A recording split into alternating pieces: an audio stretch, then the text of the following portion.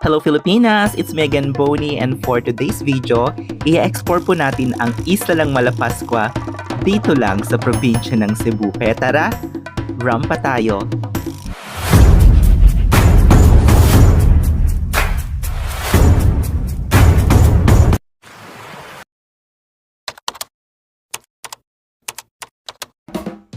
So ayun mga misis, ang isla po ng Malapascua is part po ng Daan Bantayan and sobrang liit lang po niya.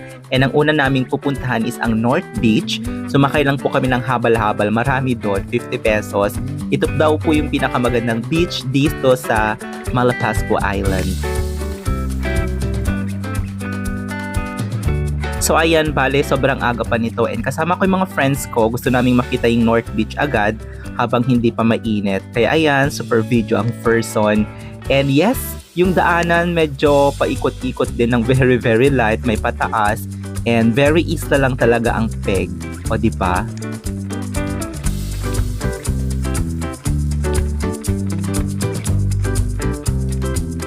So ito pong part na to, dadaanan namin ang bahay ni Miss Pilar Pilapil, ang ating Binibining Pilipinas Universe 1967.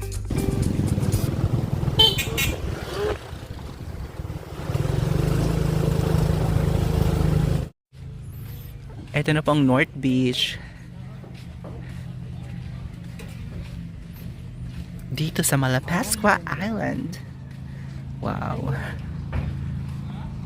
Hindi lang siya masyadong maaraw sa picture. Anong size ng camera mo sa kwan? Pinul ko, pero mostly ginagawa kong 3-4 kasi Laban-laban. Ganda. I guess. Nasaan ang lighthouse? Ayan, nandito na kami sa North Beach dito sa Malapascua Island. And sumakay kami ng motor, parang habal nila, 50 pesos, ihahatid ka dito. So maganda rin naman yung beach nila. Ito daw yung pinakamagandang beach dito sa Malapascua Island, sa probinsya ng Cebu. Ayan, low tide. Maganda rin yung sand niya.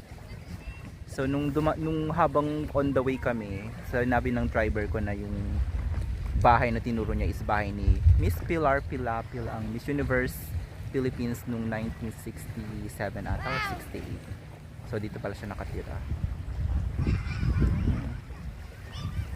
So ayan, North Beach.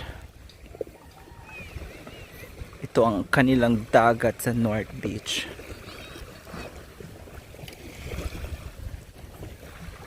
Ayan. Ganda.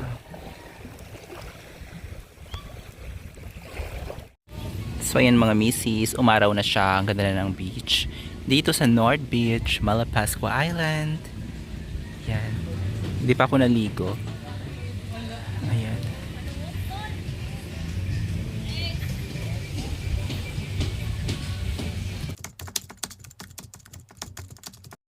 Ayan, kakain kami ngayon dinner dito sa Malapascua. So paggabi may mga ihaw-ihaw o isda, seafood, barbecue yung aking in order, 3 for 100, tapos rice 20 pesos.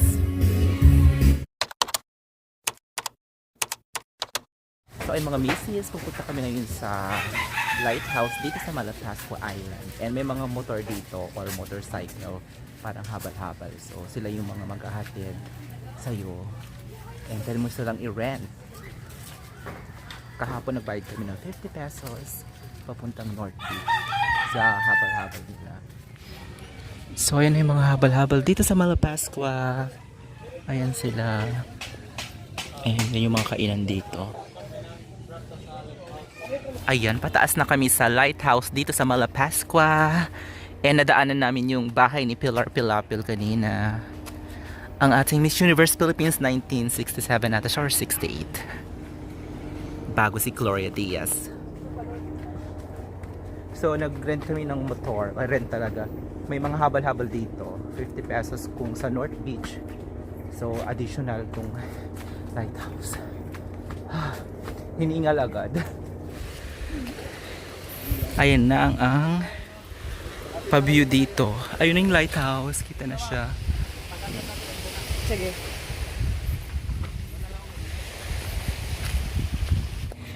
Ito na po ang lighthouse. Ay, napagod ako. Dito. Sa isla ng Malapascua.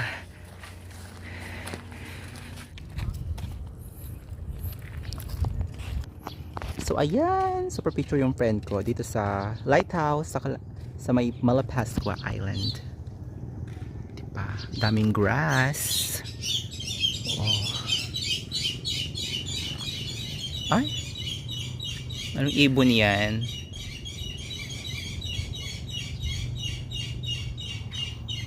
So naakyat daw dati yan pero ngayon hindi na.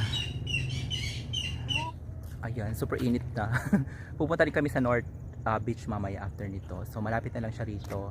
And yung mga driver ng habal-habal, sila yung nagpipicture sa amin. Friend ko super picture. Ayan, pabalik na kami sa baba. And pupunta kami ng North Beach. So ang galing ni Kuya mag-picture. Ayan, malapit na kami sa baba. BTS mo ko. O diba, ang ganda. May kasama po akong virgin. Charot. Ayan, time check 2:30. Ang ganda ng dagat. Blue na blue kasi ang taas ng araw. Yan. Ganda. O diba? Ito po ang ganda ng isla ng Malapascua dito sa Daan Bantayan, Cebu Province. So itong Malapascua Island pala is barangay lang siya and part siya ng Daan Bantayan. Ay, gawa ng pano. Diba?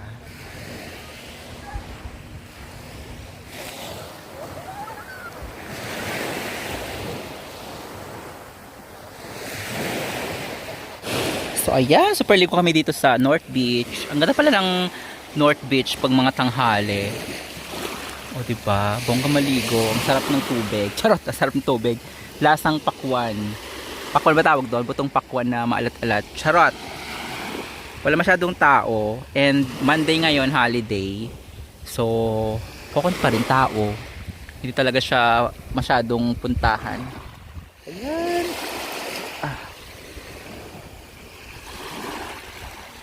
So yun mga misis, super na-enjoy ko dito sa Malapascua Island. And malakas yung signal dito. Kung balak nyo mag-work from home, kaya siya.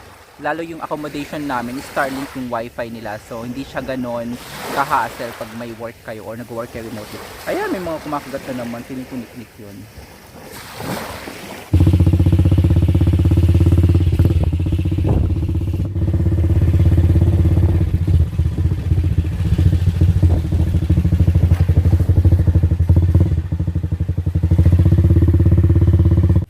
Ayan, namuan na mga misis.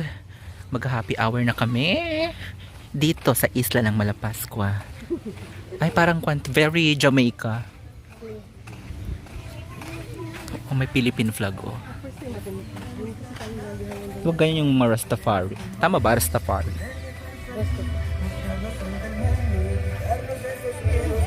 Healthy option. Very Jamaican keme. Ang lonely naman ni Kuya. Charot. Pag mag-isa lonely agad, in-assume. Ayan ang beach. B-I-T-C-H. Beach. Ito tayo sumasayaw ng isang gabi. Ayun nga siya. Siya nga.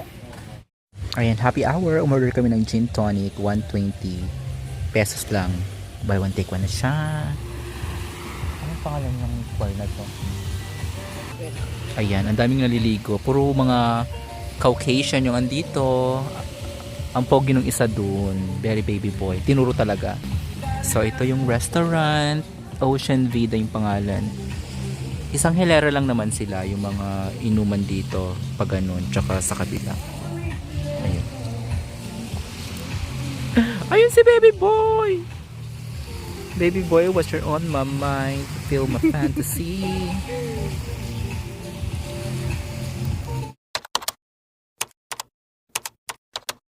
Ayan, paalis na kami ng Malapascua Island. Dito na yung bilhan ng ticket. Ayan. So ayan, ilang days din ako dito sa Malapascua. Friday, Saturday, Sunday, Monday, Tuesday lang ngayon. So 5 days din. Ito na ang port nila. Yan, 9:30 pa daw yung bangka. And 200 pesos yung bangka. So medyo pricey siya. And 30 minutes ata yung travel time. Basta wala pang isang oras. Ayan, goodbye for now Malapascua Island. Pabalik na kami ng Cebu City and tomorrow ang flight ko pabalik ng Manila.